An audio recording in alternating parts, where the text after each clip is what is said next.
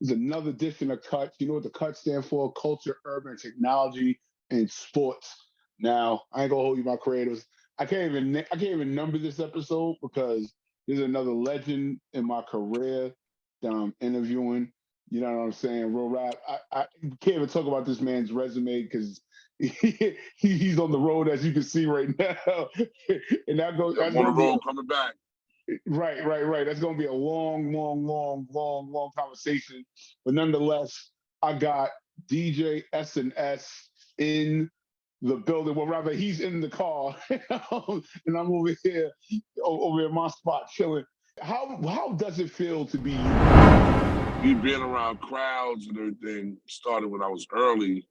I used to carry crates for the Treacherous.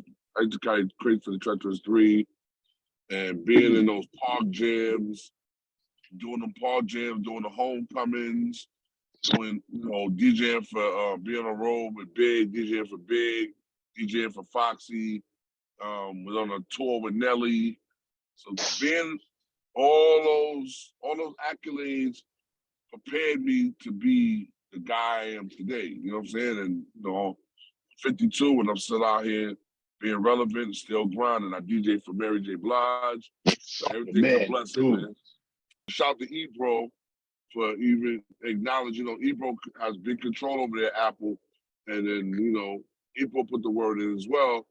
And they, the Apple people, they different. So they didn't think, they was like, yo, is he gonna be able to rock a whole hour and a half before Mary gets on? Shit. And like I told him, I was like, this is easy, I can do it. But they're not used to that. So when I did it and had the crowd going crazy for an hour and a half straight, they looked at me like, oh, this guy's a prop. This guy is different. He's like, and that's the lady that ran the whole event for Apple was like, yo, to this day we still remain cool. She was like, I've never seen no one DJ for a whole hour and a half and have people going crazy. The energy stayed the same. Like the energy went up. Like every minute the energy went up. They said never seen nothing like that. My job as a DJ is to bring you out of your shell and come into my world. Right. And then you come into my world, then my world is full of party people. The vibe, great vibe, good vibes only. That's my whole mantra is good vibes only. GVO, that's my GVO family. That's what I'm saying. I got a family called the GVO family, good vibes only family. Right. And I tell people, you want good vibes, come rock with me. People, you see people sit there and they hating and all that shit. A lot of them is financially frustrated. Mm-hmm.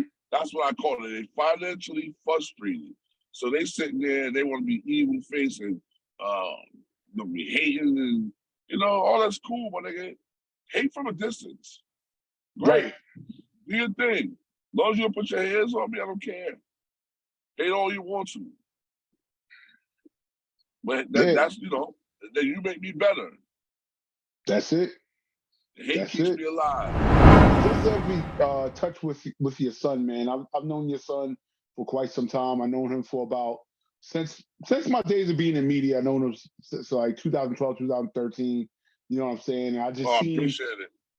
Yeah, I've seen his ascension grow. I've had him on a couple of my platforms multiple times. My son picks up from that same thing. I said, you gotta make records for everybody because it's a lifestyle. It's not about rap music anymore. It's about a lifestyle. Lifestyle, right? And you got to maintain that type of energy and that type of mindset for the lifestyle to keep going. You got to make lifestyle music. That's what keeps you going.